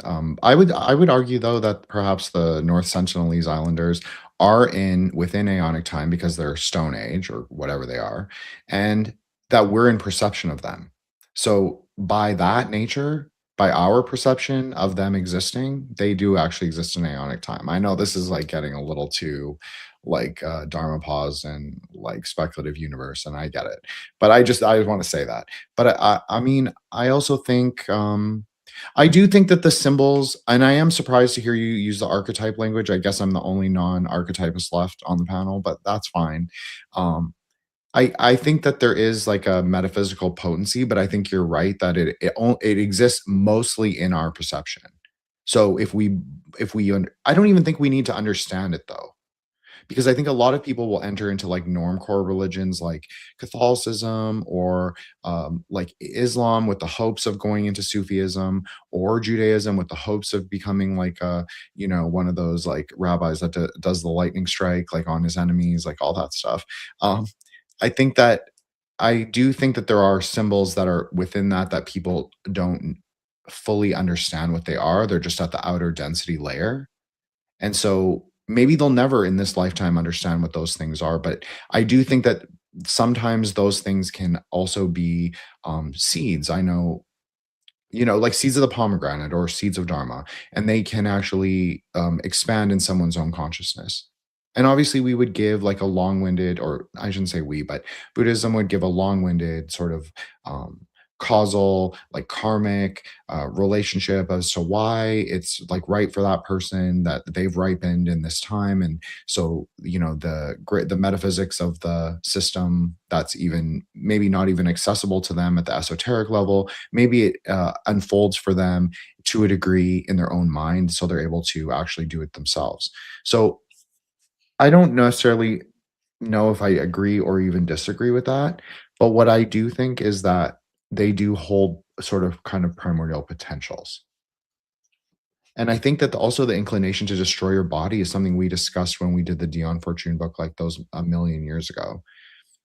we talked about Sufism and like Hasidic Judaism, and how like one really loves that like annihilation by fire. Obviously, Lurius posited a secret pathway between Gevra and Hokmah. So that would be the annihilation by fire, and then you would go off into spirit, into the smoky palace, the Bardo, and then obviously come back through Binah, make like you'd have a body formation, come back into Hesed perception, and then fall back down to the tree into the material reality of our realm. So I absolutely agree with that, that there is like a preoccupation with a lot of religions of like destruction of the material body. Obviously, I do practice a non-dual tantra, like a adamantizing tantra. So for me, I think that the world here right now, this life is the time, and like is like we should be practicing those texts even to the exclusion of other texts. I'm actually I'm not dogmatic, but I'm that um I feel like this is the more aeonic way, is that we should be giving people the text, like not for Bardo, not for what the moment that they die, but they should be actually like it should be accessible to most people, at least to a degree, these things that can actually cause our consciousness to expand, but also can benefit material reality, like for the people. Obviously, we would keep those within like a dharmic and karmic frame, but you know, magic is magic at the end of the day. And I personally think it's all gray. I don't really believe in black or white magic personally. For what But it's that's worth, I think you only get into like dangerous territory with the sort of like anti-manifestation, the anti-material stuff. I actually don't think that's particularly harmful on its own. Like whether you want to say correct or not, that's not what I'm saying. But it's that combined with really simple exoteric theology that essentially just posits like an I win button for like with faith, you know? So you get these weird people who are like radically anti like like materiality, but then who also think that like you can essentially win the game by just like dying, which is a very, or like by just like rejecting it, right? So even if I had like a sort of fundamental hostility towards the material world, right, I would still cling to life on the basis that I have a lot of shit to do. Like I have a ton of like spiritual work that needs to get done, and it's like whatever. I mean, depending on like what system you can say, well, you're going to do it in this life, do it in another life, or this and that. But like at the end of the day, that the hostility to the like quote unquote created contingent material world, the fallen world, whatever, that in and of itself wouldn't motivate like weird behavior necessarily. Um, it's when you, yeah, it's when it's paired with really stupid soteriologies, I guess, where it's like, cool, yeah, this sucks, but if I like it, whether it's I'd blow myself up or do this, or just kill myself or do like non-transformative asceticism that's just like just denial for the sake of denial because body material bad. It's like, what the fuck are you doing? Like that, it just, to me, that's like, that represents like it means you don't think you have anything to do with the body that could possibly act as a vehicle for consciousness or spirit or anything that you are trying to work with, right? So that's just, for me, that's, I feel like, where it gets odd. I totally agree with that. For the record, like as a Grey Lodge, whatever, like we are like a circle of meta magicians, or like using speculative aeonic framework or whatever. I've always posited a very, I've also felt this way, Solar. Like I don't admit it very often, but I do have a lot of active hostility to the world and to certain things in it. But I try and really temper it, especially when I go on lives. And I'm not criticizing or chastising you. And like I appreciate that you're vulnerable and like open about it. So I feel like very similar ways sometimes, and sometimes it's more acute than others.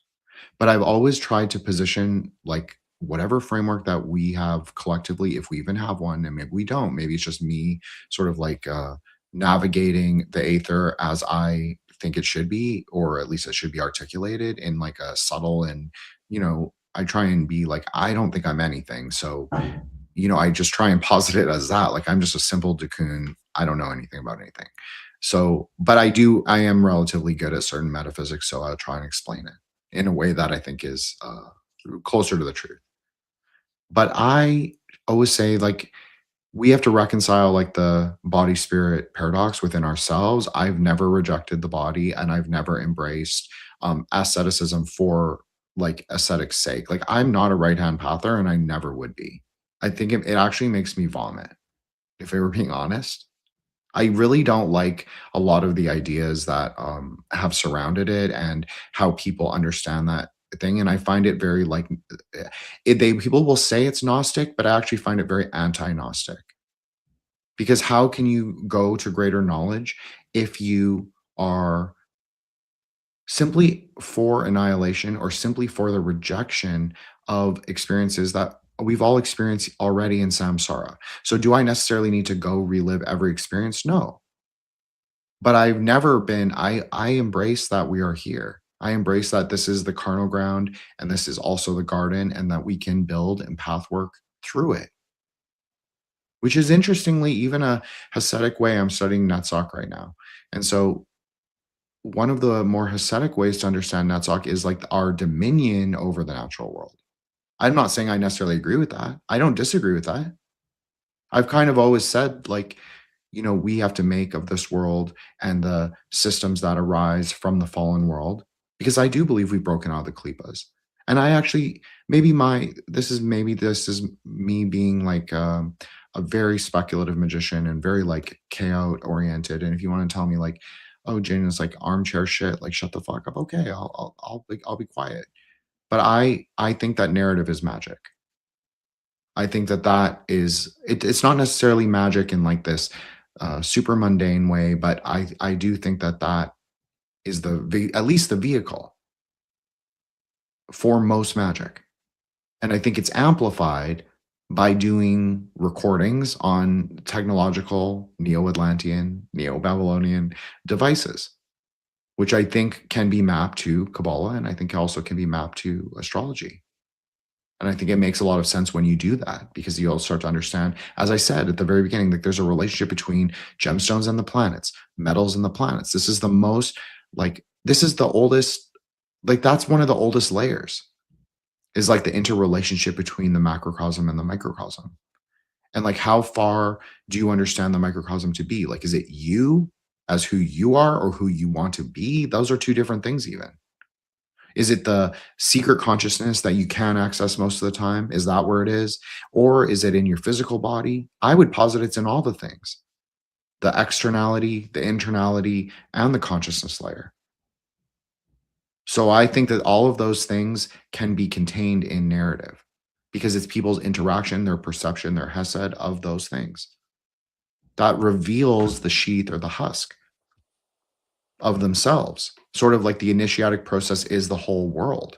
Well, I'm not that much of a Discordian that I think that everything is simply an initiatic process and everything can just be, you know, that's very, I don't like that. That doesn't seem agential to me. And it also feels very Christian in a way. And like I'm not using Christian necessarily as a pejorative, but in this instance I am, where people are just like passive agents to God. And, you know, like they're just like, oh, well, the Lord brought me this, or Hashem brought me this. Obviously Christians don't say that, but you know what I mean? So I don't believe that. I think that we have to walk through the gates of perception ourselves, knowing that they are, but we don't necessarily have to know what will be beyond the gate. We don't have to have the clearly defined limits or terms on them, because we don't know until we know. And even as you said, even when we know, it's very hard to articulate. For sure. So, And I think for me, this will be my last contribution, because I got to go wheels up in a bit. But yeah, I mean, I don't mean to sound like a broken record, like over the course of the last few years we've been doing these things, but yeah, I could not agree more about basically the primacy of narrative, right? And I think, and again, I know we're kind of constructing a bit of a straw man, right? The sort of bad Gnostic, the Gnostic guy who we don't like, right? But so I've been, and again, you know this, Jin, I've been sort of intensely engaging with some more contemporary, very particular Gnostic stuff more recently, and far more seriously than I've ever engaged with Gnostic material before. And I find it interesting. And I don't want to say a lot more than that. But even the sort of Gnostic stuff that I'm dealing with, right? You're like, if you take it, you're like, okay, material world, demiurge, prison of pain and suffering, all stuff. You're like, okay, but I'm gonna fight. Like I have stuff to do, and like I'm going to position myself within that as like, what am I gonna do? Just like run away? Like no, I'm gonna, even if it's ultimately escape means like fighting a rear guard action, but there's still that transforms the world into a overwhelmingly hostile but territory to be disputed, right? Ultimately, like and this is kind of what one of the things we talked about on the project of ours that I need to get to work on because it needs to come out, but where it's like it ultimately gets to this like orientation that's underneath the belief system. Like to me, my Gnosticism is like a warrior Gnosticism, right? Where what I think, and because that's something that like jives with me, it gives me, again, I not just like I feel that to be true and that like blah blah blah, but like there's stuff I can do. I can act. I am an agent of will, right? In that type of a like conception. And I think, frankly, the straw man Gnostic that we don't like is ultimately, it's like they posit themselves in this sort of like Gnostic creation while basically maintaining the like sorry, I don't want to get YouTube strikes, so I'm trying to not say this rudely. They're maintaining the passive, like beaten down, alienated, just like ultimate slave, giga slave mentality, right? And to me, that tells me a lot about how they see themselves in the quote unquote mundane world, right? Which again is very understandable, right? The world ain't great, right? And especially with society the way it is, not to be the old man, shaking fist here, but like we live in a society that is very good at alienating and disempowering people and stripping them out of any sort of context that could provide a greater sense of sort of meaning and purpose to their lives and connectedness and support and all that stuff. So it's not surprising to me that people have this default setting of I'm basically a pathetic passive agent who can't do anything. But when that gets sort of transposed into a Gnostic modality, it's like, okay, there's this like demiurge who's just like, BDSM torturing me and I can't do anything about it. There's no real ability to like, to meaningfully contest my situation. And at best, I could perhaps like hope for an escape, but I don't really see a lot of like progress on that, or like, again, like how that is being effectuated in like practical terms, like in terms of like actually pursuing that gnosis. A lot of what I see is basically just like people posting about like massive conspiracies and all this stuff that's like basically that all adds up to how bad the world is, right? And it's like, yes, I am aware of that. So what are you doing about it? And I see a lot less on that because again, that gets back to, okay, it's this process of essentially like transformation, enough empowerment to win my own liberation, to free myself, and perhaps then if you're so compelled or whatever, to participate in assisting other people sort of win their freedom, right? I'm speaking like very broadly Gnostic terms, right? That is the part of it that would appeal to me, right? And it's a lot easier to just like speculate on how bad everything is and the massive, the synarchy and all that stuff. So I don't know, that for me, I guess, like to kind of circle back, it's finding a sort of narrative structure, ultimately like a meta narrative, that both accords with one's like the predispositions that they would rather work with than attempt to iron out or suppress or transform, and in a way that maximizes your ability to actually do shit, maximize agency. That's the stuff I always say, but it feels more true than ever. I would thanks Solar, that was really great, and I want to like say like obviously Eros dropped because she already told me she's going to a recording with Ethan on Reject, so everybody can go check that out, and we'll end right at the 2-hour mark or 2:02 mark. But no, I agree with everything you said. I legit agree, and I would hope that you would think that like your time here and like doing Grey Lodge and both, this is for both of you, and like this is for myself as well, and like Eros obviously, is that I would hope that it at least touch the contours of all those things that you like. It was like affirming in certain ways, and also it is about the creation of greater knowledge. Like if we say that narrative is a vehicle, at least a vehicle, a yana for magic, then knowledge is sort of like the point. So I would say that like looking at speculative wisdom science and then the way that we discourse about it, at least in a little bit, maybe we just touch it sometimes. Maybe we just like see the flicker in like the, you know, our mind's eye or Samadi fire. We see the flicker of the lightning strike, and maybe that's all it can be at that moment. But there are people who listen back and or maybe not, but maybe you get like one person who's like, oh, I'm going to think about things in a different way. That's the whole that and like exactly like what you said. Like I don't take for me like I'm not going to use Warhammer language, but you know, sort of my cross culture, like my cross comparative mythologies. I think for the most part, but so like Tantra posits all of this. We live on a fallen world. We, you know, the Chaos Goddess birthed us, and then she's a dry husk now, and all the Dakinis are little parts of her body, her husk, and some of them are self-arising. They come from the deepest bowels of the carnal ground, from the tunnels of Set, um, and they arise on this world, on this new world.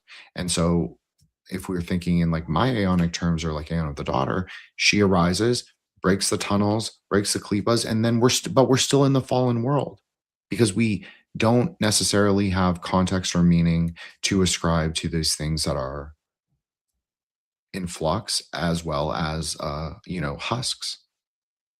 And so we have to sort of create new meaning as we, you know, move through the world, like very, very pragmatically, not even speaking like, you know, like this greater time, this aeonic time framework. I'm saying like practically, how do we do that? I would say that talking about wisdom science texts that people aren't engaging with, being able to at least to a degree without trying to invoke pareidolia, but actually trying to invoke apophenia for other people, doing it in a discursive, non-dual, and also relational way.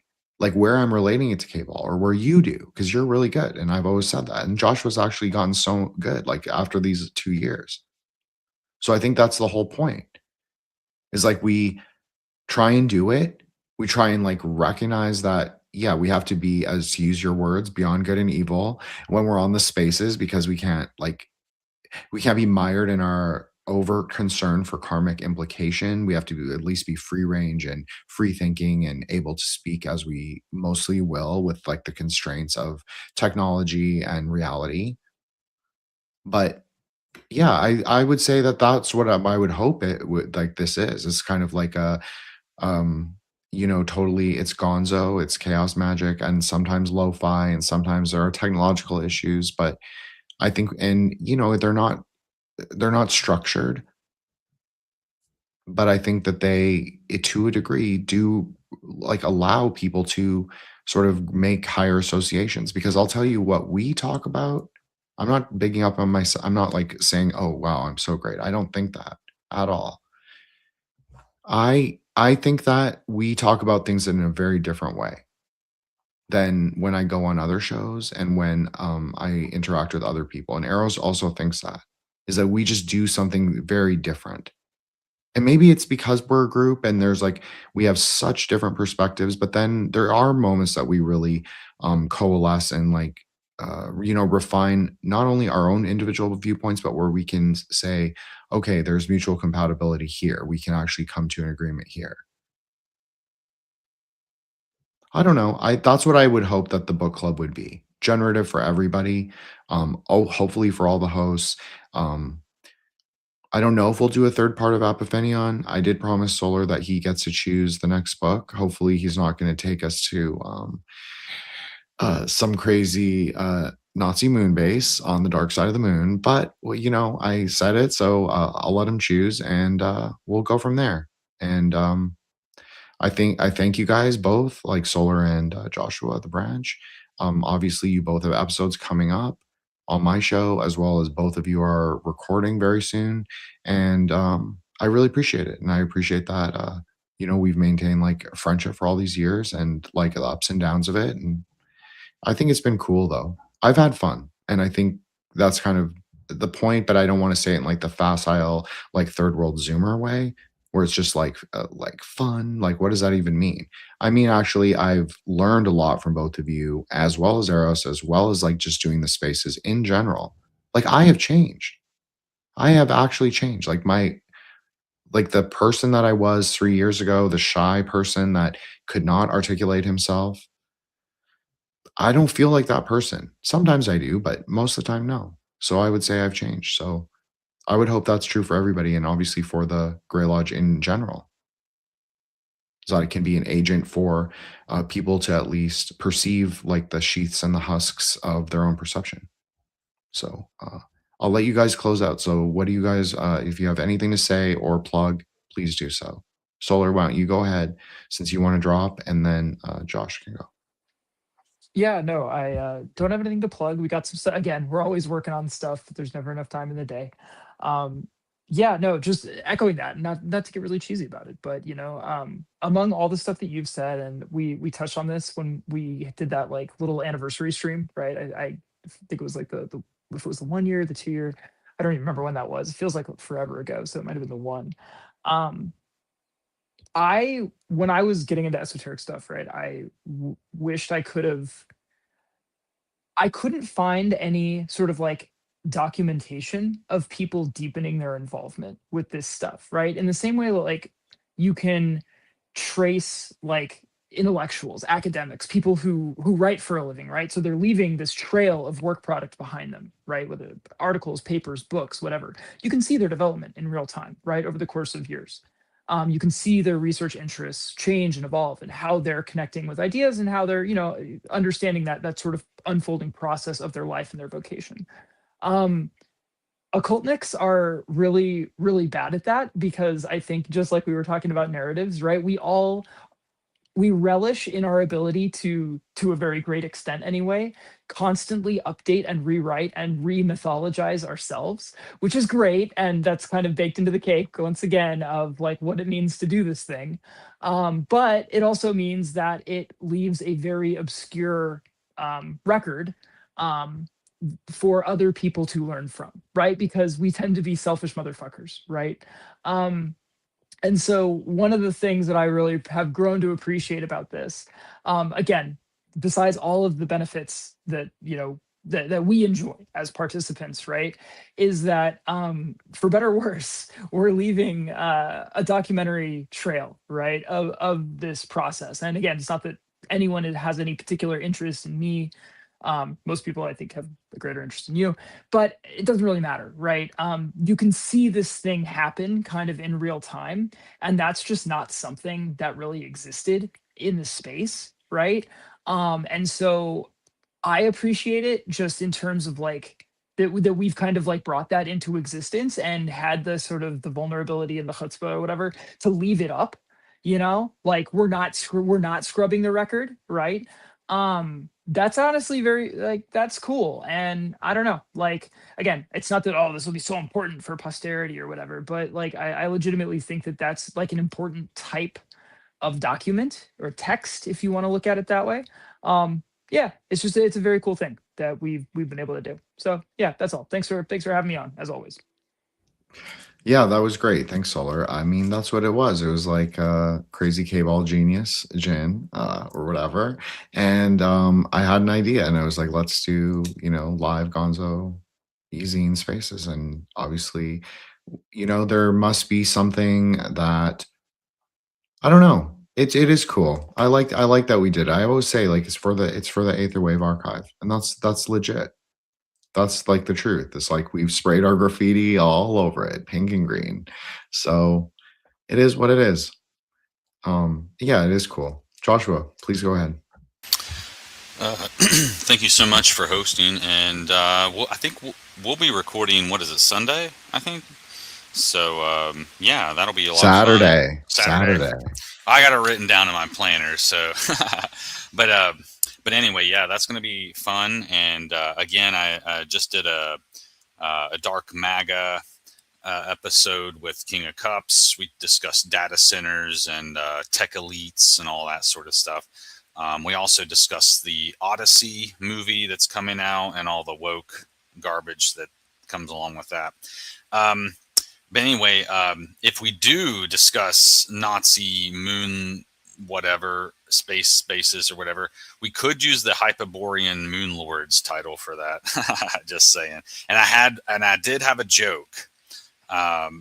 So then I'm be finished.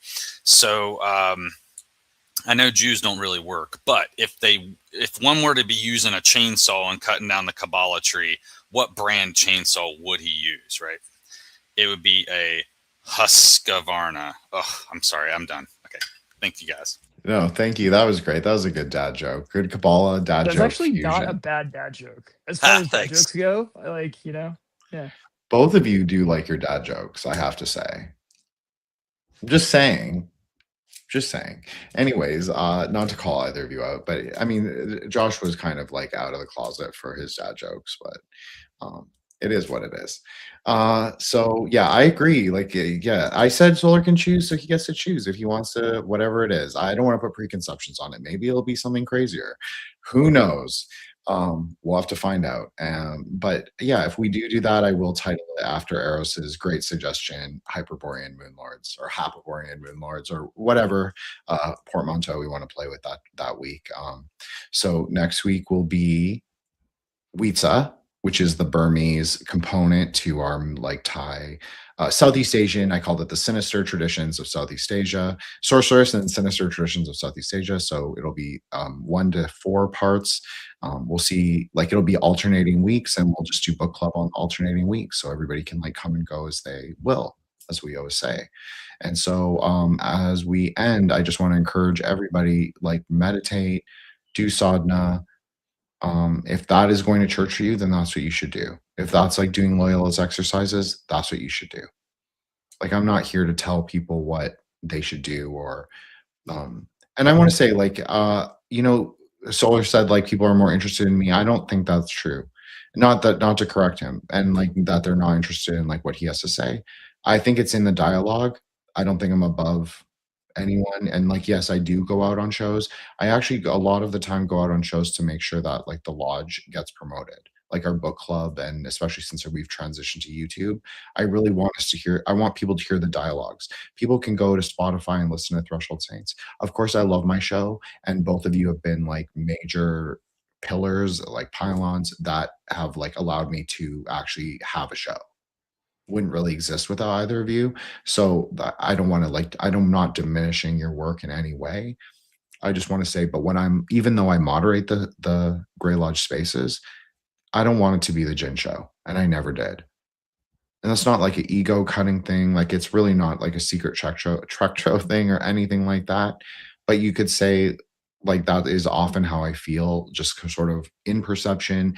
Like, these ideas are so different, often challenging, often frictive, but I have to reconcile it live on air. And so I try and do that to the best of my ability as an imperfect person. Liminal, threshold, saint, but maybe also a villain, maybe a bit of both. Anyways, so thank you so much to all the lodge people that came. Obviously, Zach, Creative Equipment, check out Zach's channel at Creative Equipment. He is you know, another brother from the Ahib mother. I'm just teasing him. He's going to murder me. But he, yeah, he has obviously 5 parts. Tracy Twyman, also Don Dada, and he also has his own channel at Creative Equipment. And so his views are really good. So I'm not worried about him, but go check him out and subscribe. Obviously, Vanessa, Truth and Dyes. Check out her Etsy store, Truth and Dyes. And if you need anything, she'll hook you up for tie-dye wise. Obviously, we have our prophetess of the lodge, Cassandra. Cassandra is an Etsy store purveyor as well as a content creator in her own right. She also has an episode coming up on Threshold Saints, and I hope she'll still be my friend after that airs. Not because it's not good, but because I think she wasn't quite sure. But we had a lot of fun, and obviously I'm going to shout out Eros because she is like our 4th pillar. Everybody check out Eros. She has a Substack as well as her channel at Eros Up, which is of course in the show notes and the links, and the recorded part of this, like the part that goes on the main feed will be available in like 24 hours. So, but of course you can always watch the live. So thank you guys so much. Appreciate it. Threshold Saints, check it out if you want or not, if you will. I say come to the spaces in consent with, I know, but people don't love, not everyone loves it, but Bodhicitta framework, it kind of works. It just is it's a good vibe at least. And so that's a good way. Non-dual, I think that's a really great way, the key to death, maybe one of them. And also the middle pillar. What does that mean? I think that doesn't mean being a normgroid necessarily, but I don't think it means being intentional edgelord either. I think it's sort of reconciling the polarities in yourself, which is very Aeonic. And so I'm not saying suppress, I'm not saying asceticize or, cauterize or, destroy the body or to stay stuck in the body or anything like that. I'm just, I like the Quicksilver metaphor, but I did appreciate that Solar said like the warrior Gnostic. Yes, I agree. I actually 100% agree. I would say sorcerer Gnostic for me, and maybe probably for Solar too, but I don't want to, correct him or anything. But yeah, that's basically, I agree with that. We are the sorcerer Gnostics. We are the wizard kangs of these steeps. That is Hyperborea. So go out there and make some motherfucking magic.